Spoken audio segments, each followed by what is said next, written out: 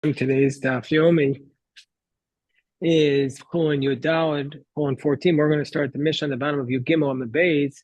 Mishnah says, Hashoche Palayla, if you shecht at night, or the V'chein Asuman, also a blind man who does a Shlita, Sheshoche Shlitasu Kshera.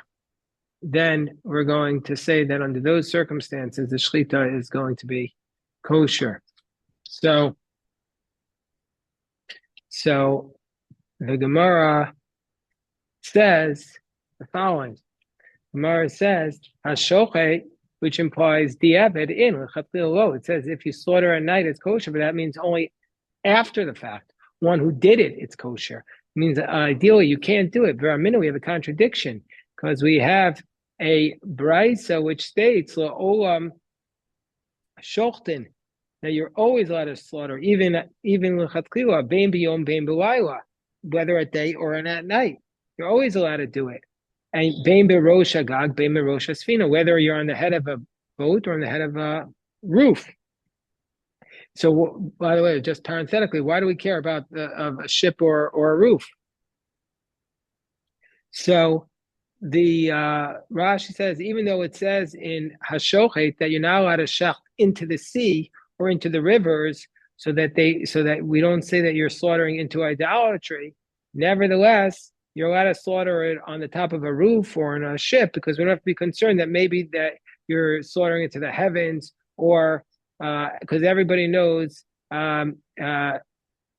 if you get anyway in a ship, everybody knows that since it's a ship, therefore he has no choice but to shecht it, and because he doesn't want to get the ship dirty. Anyway, so that's lechatchila. Go back to our point. So it says that you're allowed to slaughter at night lechatchila, but our Mishnah says only b'diavad. So Amar Rav Papa. So Rav Papa says what we're talking about here. The distinction is b'shavuko kenegdo. When do we say that you're allowed to slaughter it at night, even initially? When there's a torch or fire in front of you. And Amar Rav Ashi Dekanami, indeed we can infer this to Katani Hasam, because it states over there, Dum Yodiyom. It states in the Mishnah over there on the price, so Olam Shochtim Bein Biyom, Bein B'layla. So if the night looks like that, you're allowed to shachting.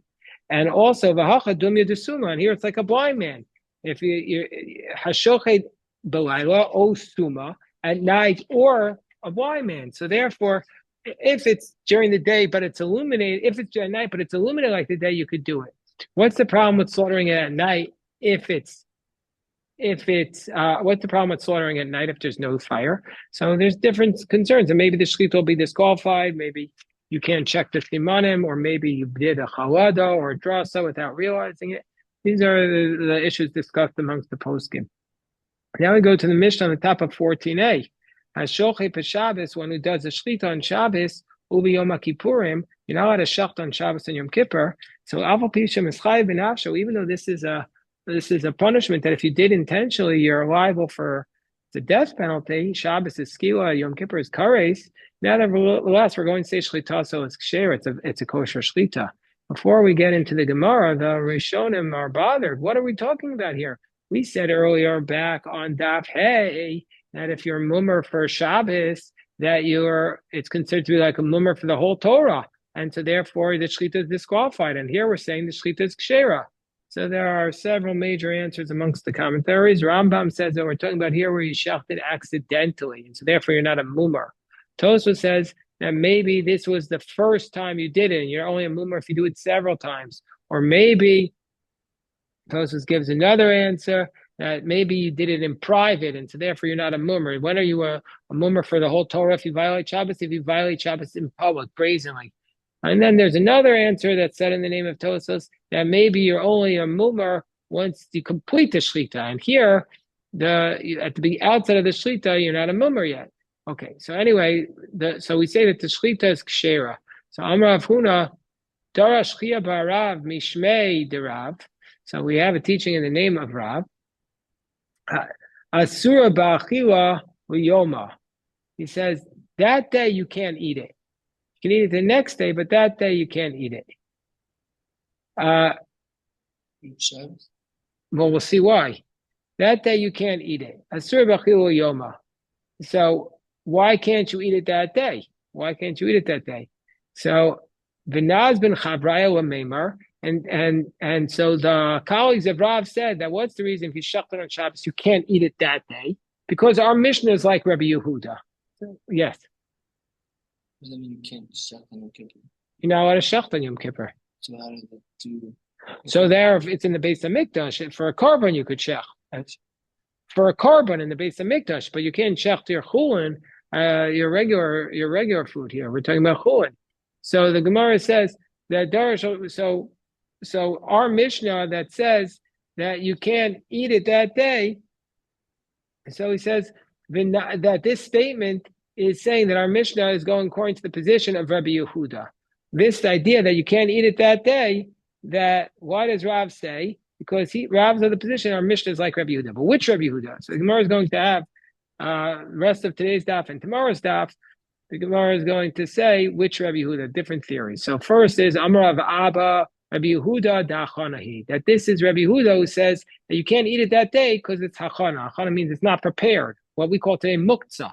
It wasn't set aside for to be eaten. It's not mechatchen as a delun ufnei behema, as an avel ufnei aklavim. You're allowed to chop up and a vegetable for an animal to eat, or a carcass before dogs to eat it. Let's say there's a carcass there in front of you, an animal died on Shabbos, so you could chop it up for the dogs to eat. But Rabbi Yehuda Omer im lo son avelo me'erev Shabbos asura fisha ina min amuchan. Rabbi Yehuda said no, if the carcass wasn't dead before Shabbos, then it's muktzah because it was set aside to be. It wasn't set aside to be food. And so therefore you can't, it's muksa. Alma, kiven lo itchami no asura. So as we see, since it wasn't prepared from the day before, you can't cut it up for the animal on Shabbos. It's muksa. And hachinami, our case also, kiven lo itchami etmo, since this animal wasn't set aside for food to be eaten on Shabbos, asura, you can't eat it on Shabbos. So that's how Rabbi Abba explains. So Amarle Abaye says, no, they're not the same thing. Midami, the two, it's not the same. The Mishnah that you're citing from Beitza is totally different. Your Mishnah that you cited is totally different. The Mishnah from Shabbat that you cited is totally different because then our case over here. Midami Hasam Meikara Muchanu Adam, Ahasham Muchanu Kavim. There the purpose of the animal changed. At first, it was ready to be eaten by a human being. It was an animal that you could designate for human consumption. And now that it died, you have to give it to dogs. So therefore, it's no longer it's muktzah. It wasn't prepared for this dog use. Hacha, but in our case over here, meikar muchal adam, ahashta muchal adam. This animal was ready to be eaten as was designated for eating eventually, and now it's still designated from eating. Gemara says, what are you talking about? An animal, we don't assume that an animal while it's alive is meant primarily for consumption. You think that the animal that you see walking around in your farm is for eating? No, that's the last resort. The animal, what's its primary purpose? The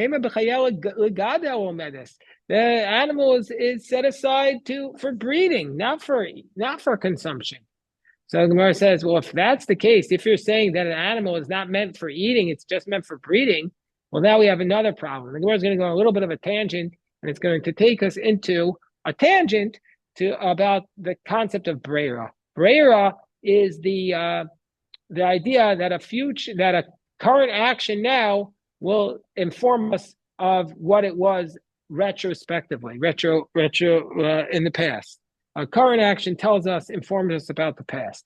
So we'll get there. So Gemara says, well, if that's the case, if the animal is not meant for consumption, behema Rabbi Yehuda b'Yom Tov hechik shachtinan. How we are allowed to shacht on Yom Tov. If you're allowed to shacht on Yom Tov, not on Shabbos, but how does Rabbi Yehuda allow you to shacht on Yom Tov? He says the animal should be muktzah. Amar lo omedes la'achila v'omedes l'gadol. So he says Rabbi Yehuda says that it's meant for both breeding and also consumption. And now, nishlata, once you slaughtered it, uvrara, this is breira, retroactively becomes clear, becomes clear that it was meant for consumption. Lo nishlata, but if it wasn't shechted, uvrara, then it became clear, that it was meant only for breeding. So we see from here that the way Rabbi Yehuda allows you to eat on Yom Tiv is because of Breira, that it's saying that it's really would have been muktzah, except when you shechted it, it became clear that initially you had intended it for eating, and so it's not muktzah. So the Gemara says, yeah, but the problem with that is Rabbi Yehuda doesn't accept this concept of Breira, that a current action can inform us about your past intent. But Rabbi Yehuda Breira. But the Gemara says, but Rabbi Yehuda doesn't accept this position of Breira. Minoan. How do we know that Rabbi Yehuda doesn't accept this position of Breira? If you want to say it's from the following, Ilema mi Tanya. If you want to say it's from the following brisa, the case is also a Mishnah and Demai. So, but anyway, it's a question of if they're quoting the Mishnah or the brisa. But anyway, what's the case? In this case, it does appear every time we have Breira. It appears in Bava Kama and Demai and Sukkah and Erevin and Meila and Gittin and Yoma, and so it appears a half dozen times in Shas, maybe 7 times in Shas. So you buy wine on Friday afternoon from the Kutim, and the Kutim they don't take a truma, and so therefore there's a suspicion. Well, we know it wasn't tithed, and you buy it, and you don't have time to tithe it before Shabbos, and you want to drink the wine on Shabbos. So Omer Shnelugin Shani Asid Hafresh. So the Tanakh here says, or Rabbi Meir says, you say, okay, the 2 lugin that I'm going to eventually take out Harayin Truma, and Asara Ma'aser Rishon, meaning to say he has no utensils to separate them, or it was Friday afternoon, he doesn't have time to tithe it. So he says the wine eventually going to take from here, that's the truma.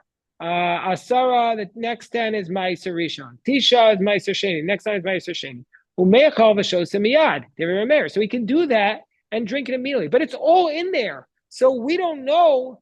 You can't really tell 100% which is truma. So how do you know what you're drinking the wine? You're not drinking the truma. But Rameir says, Breira, that when you separate it, you'll say that was what I meant as truma. But Rabbi Yehuda, Rabbi Yossi, Rabbi Shimon Osrin, Rabbi Yehuda, Rabbi Yossi, Rabbi Shimon, they all say it's prohibited.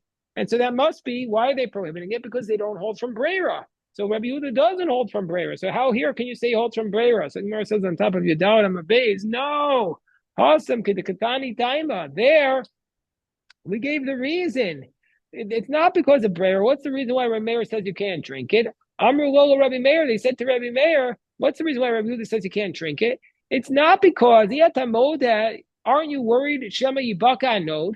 You have a bottle of wine and you're pouring out a lot. Guess what could happen? After you drank everything, then you say, okay, I'll take out the truma. And then some guy comes in, he's drunk now, and he drops the bottle of wine. And it turns out you drank from, and you never took the truma from it. So you drink tevel, it turns out. So how can you allow this? It could break. The Rameir says, I'm not worried about that. I'm not let it break, then I'll be worried about it. Meaning I don't have to be worried.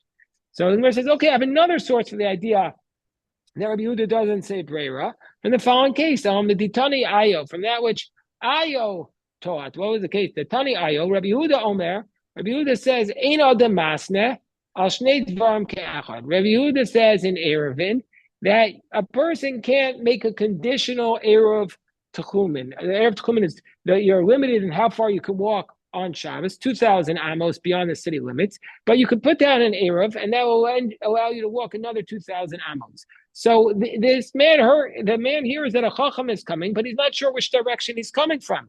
So the Tanakh there says a person can make a conditional Erev, and he put down 2 Erevim in each direction, one towards the east and one towards the west. And he says if the Chacham is coming from the east, then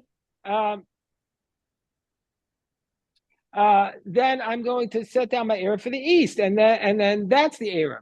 And I have from that point on 2,000 amos. And if they're going to tell me that he's coming from the west, then my Erev from the west will take effect. So that's the Tanakhama's position. And the Tanakhama's position is clearly based upon Breira, because he's saying tomorrow I'll know, and tomorrow retroactively I'll have said which one of these was my Erev. And Ayu taught that Rabbi Yehuda argues on the next clause, that Rabbi Yehuda says, that where it states he comes in both directions. Rabbi Yehuda says no, a person can't make eno damas al shnei dvarim al shnei dvarim. So that's what I was teaching. Rabbi Yehuda Omer eno damasna al shnei dvarim ke'echad. Rabbi Yehuda can't make this conditional clause, but rather he has to say, if the Chacham came to the Mizrach, then he can make an Eruva to the Mizrach. You had a question? Yeah. What's your question? Is really set up now. I don't think so, but no, I had in mind that I was going to. I don't know if you need to verbalize the Brera. I don't know. We could look it up.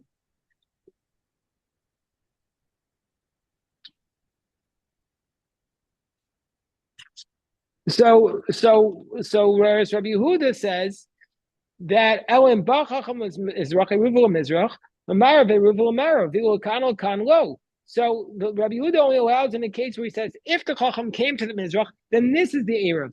And if he came to the West, then this is the Erev.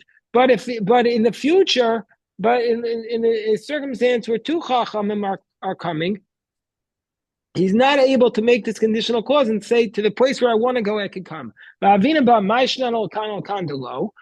we say that the case of the two Chachamim, that we don't allow it? The Ein Brera, because he's not going to, because he doesn't say by Brera.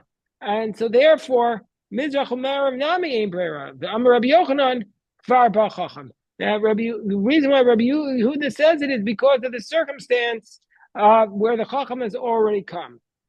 And there he can make this conditional clause because there it's already clarified. He just doesn't know where he was. And so therefore, that we see from here that Rabbi Yehuda does say Ein Brera. And so if that's the case, since Rabbi Yehuda says Ein Brera, it can't be going back to the reason why we got on this tangent in the first place. It can't be that the reason is that on Yontif you're going to say Brera retroactively where it was supposed to be shafted, because Rabbi Yehuda doesn't say Brera. That's why he doesn't allow it in the case of two Chacham, and he only allows it in the case of one Chacham where he already came. Elamar Yosef, it must be Rabbi Yehuda the Kalim. That which we say that the meat is prohibited on Shabbos itself, this follows the Mishnah of the teaching of Rabbi Yehuda of Kalim, which we learned in Masechah Shabbos. The Tanan, Kol HaKalim Hanitolen b'Shabbos, any utensil which is able to be moved on Shabbos, if it breaks on Shabbos, Shivreyan Nitolen, the broken pieces can be moved. Bavad, this has nothing to do with prayer anymore. Bavad shiu osin me'ein melacha, as long as they continue to do something similar to that work. Shivrei arev, like let's say you have a bowl, l'chasospen, you could use it l'chasospen pikhavis. You could take this this bowl which you need dough with, you can use it to the broken pieces to cover over a barrel. Shivrei zechukas, if you have glass pieces that broke, what can you use it for? L'chasospen piapach, to cover up a jar. Rabbi Yehuda Omer Bavad sheyu osen me'ein melachton. Not that they do any work, but they do the original work that they were initially using for. Shivrei arevo itzoku tochon mikpa. You have to the arevo which was used for dough. You have to put like a thick food in it. Shivrei zechuchas letzoku tochon shemen. The glass pieces, it's not muksef. It can still hold some oil in it, which means to say so that they, according to Rabbi Yehuda, they can only be used if they can continue to do their original work. Alma, but not if it was a different work. Alma kivan the low itcha me'et mo'ahach melacha. So Rabbi Yehuda says, since they weren't prepared from yesterday for this exact work, asiri, they're prohibited. Hachinami, also in our case of the shchita, kivan the low itcha me'et mo, since the animal wasn't prepared yesterday to eat on Shabbos, asur, it's going to be prohibited. So Abai says this is also, he says to his Rabbi Yosef, this is also not the same case. Midami, this is not the same case. This case of the animal is not the same case as the broken utensil. Hasame karakli, there the utensil was initially a kli, but now it's a broken utensil, but it's the same utensil. And so if it's a different utensil, it's called nolad. It's called something that was created. We were just discussing this in the laws of Shabbos. Like if you make like it goes through a transformation, like making ice on Shabbos. So some consider that to be noad, and it's prohibited. But but with respect to the animal, meikara uchla. At first, it was a food item. L'besof, and after it was slaughtered, ochel. It's also a food item.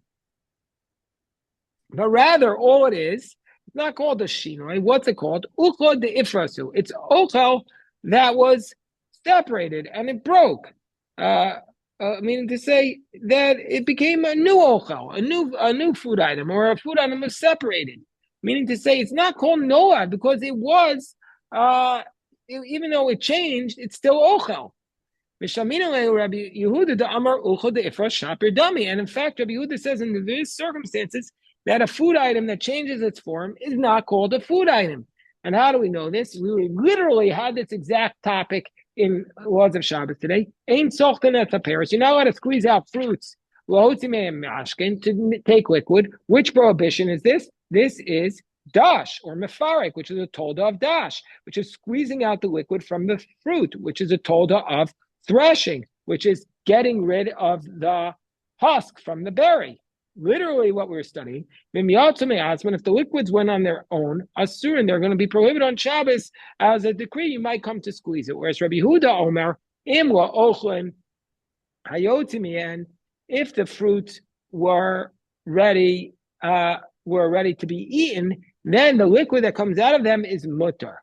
The Imla Mashkin, but if the fruits are ready for liquids, Hayotimian Asur, then whatever comes out of them is prohibited. So we see from here that Rabbi Yehuda allows you to drink the liquids that comes out of the fruits on Shabbos when we don't have to be worried that you're going to come to squeeze it, where it was a food item and the liquids came out, even though it transformed its state. And that's exactly like the case of the food item, like the animal that was slaughtered. So the Gemara says, yeah, Rabbi Yehuda doesn't prohibit it because of Noah. Nevertheless, we can prove from this dispute that the animal should be shechted on that day from a different reason. Didn't we learn about that? Am Rav Yehuda Amar Shmuel, Moda Rabbi Yehuda Chachamim Pesale Zeisim Va'anavim. Rabbi Yehuda admits by a basket of grapes and figs that even if he prepared them for food and not for squeezing, that the liquid will be prohibited because most of the people will squeeze them. And so we have to be concerned that he'll go back and squeeze them. Alma Kiman de Laslita Kaimi, Yav Daiti. So since it's meant for squeezing, even if he intended to eat them, nevertheless, he'll admit that the decree applies to it. So too, we should say that since this is meant for shchita, we should make the Rabbi Yehuda should prohibit it because maybe that you'll come to slaughter it. The Gemara says no. Midu taima ela Ravs, wasn't Rabbi Yehuda there? Aren't we saying that the Rav is the one who said that this is Rabbi Yehuda is the one who says that you can't eat it that day? Rav says no. Rabbi Yehuda even argues in that case. So therefore, we're still looking for which is this Rabbi Yehuda of Rav's statement, and we'll pick that up, God willing, on Friday morning when we do the daf together on Friday morning. Bezras Hashem. All right, we'll stop here. Baruch Hashem. Thank you. Thank